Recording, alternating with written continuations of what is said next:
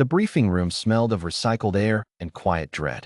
47 cadets from 11 different species sat in tiered rows, their postures ranging from rigid attention to barely concealed trembling. The Galactic Defense Academy's orientation week was infamous across 7-star systems, not for its physical demands, not for its academic rigor, but for this. The Combat Reality Seminar. The session designed to make cadets understand, viscerally and permanently, what war actually looked like. Commandant Vrel of the Sethian species, 7 feet of gray-plated authority, stood at the front of the darkened room without expression.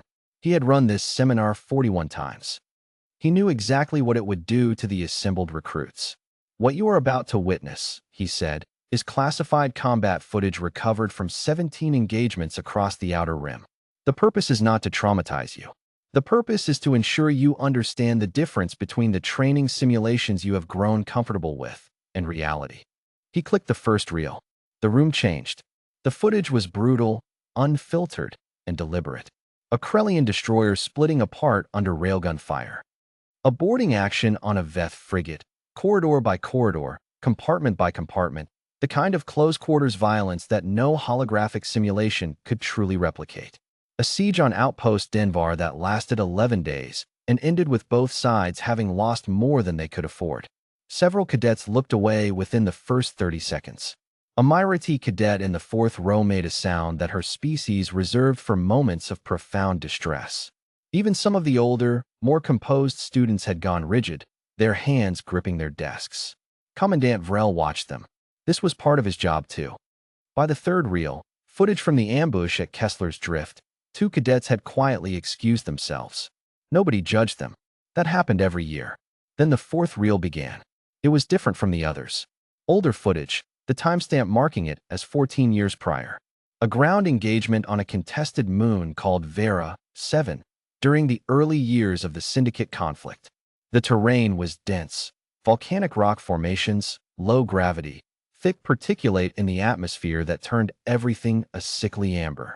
A small unit of fighters, mixed species, clearly a coalition force, was pinned behind a collapsed ridge. Enemy fire was coming from 3 directions. The audio captured the chaos perfectly. Weapons discharge, shouted coordinates, the particular frequency of Syndicate pulse rifles. 3 members of the coalition unit broke within the first 4 minutes. Not fled, broke. Psychologically, they ceased functioning as combatants entirely, curling against the rock, unable to process the situation. The remaining fighters tried to hold. They were losing. And then, there, in the back of the frame, something moved differently. Cadet Claire Dawson had been watching with the same grim focus she applied to everything. She was one of 47, unremarkable in the dim light, a human girl from a mid-rim colony world with average entrance scores and a quietly determined expression that her instructors had not yet learned to read correctly. She leaned forward. "Wait," she said, quietly, almost to herself. "Stop the footage." Nobody stopped anything. Commandant Vrel glanced toward her section. "Pause it," she said again, louder this time. "Please." The figure in the back left quadrant. Vrel studied her for a moment, then made a gesture. The footage froze. 47 cadets turned to look at Claire Dawson. She was already out of her seat, moving toward the display wall, pointing at a figure half obscured by rock and amber haze. "That's a human," she said. "Silence." "Cadet Dawson," Vrel said carefully. "The footage." "That's a human," she repeated. "Look at the movement pattern. Look at the way he's positioned. He's not behind cover. He's between the enemy's sight lines. That's not random. Someone put themselves there on purpose." She pointed to a second figure, then a third. "These 2 are the ones who broke. He's positioned himself between them and the primary fire source. He's not fighting the enemy yet. He's making sure his own people don't get hit first." Vrel moved slowly toward the display. He had reviewed this footage dozens of times. He knew what happened next. He had never, in 41 seminars, had a cadet pause it here. "Resume," he said quietly. The footage moved. The human in the back left quadrant was Nathan Brooks. The designation on the original file listed him as Sergeant, Coalition Ground Forces, Attached Unit Vera, 7 Expeditionary. Age at time of footage, 26. His personnel file, buried in the Academy's classified archive, contained 43 words of official commendation and one photograph that didn't do him any particular justice. What the footage showed, once you knew where to look, was something that didn't have a clean tactical term. He moved through the firefight the way water moves through rock, not fighting the terrain, not fighting the chaos, but working entirely within it.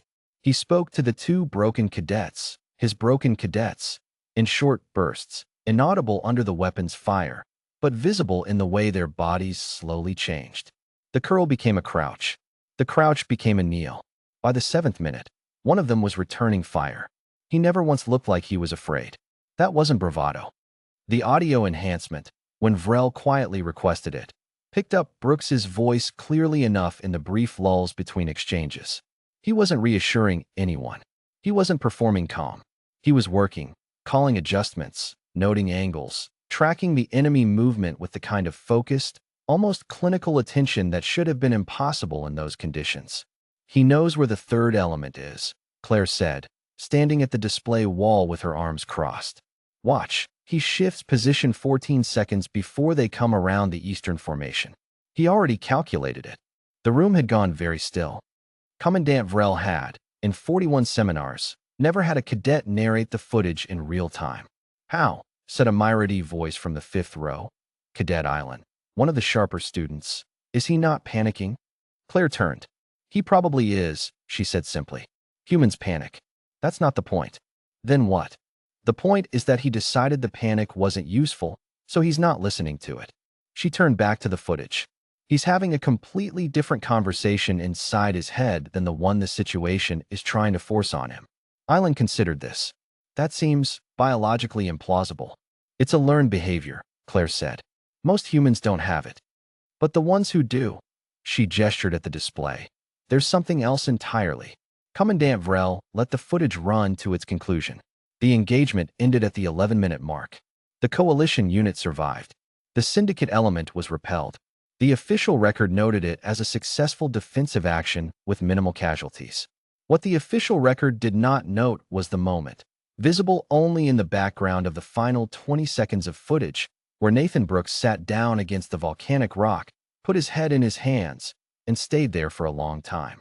Not broken, not dramatic, just done. The way a machine shuts down after the job is finished. "What happened to him?" someone asked. The question came from a Denthalai cadet named Kor, who had been completely silent until now. Vrel consulted the file he knew by memory. Sergeant Brooks completed 6 further engagements during the Vera 7 campaign. Received a coalition star. Declined a commission to officer rank twice. Retired at 31. Runs a small agricultural operation on a colony world in the Kepler band. He paused. He has not, to the Academy's knowledge, been involved in any military capacity since. The room absorbed this. "He just left?" Kor asked. "He finished," Claire said quietly. "There's a difference."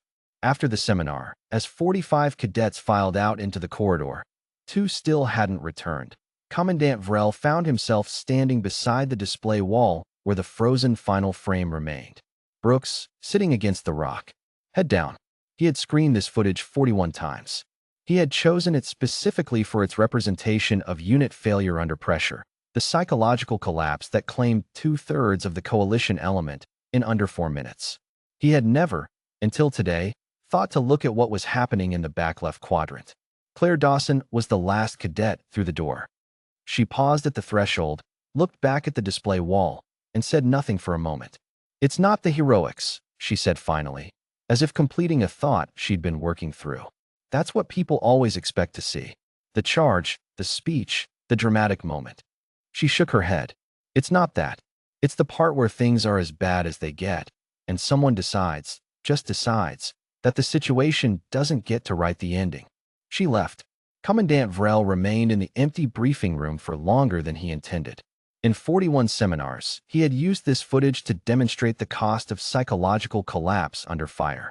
He began, quietly, to rewrite his notes.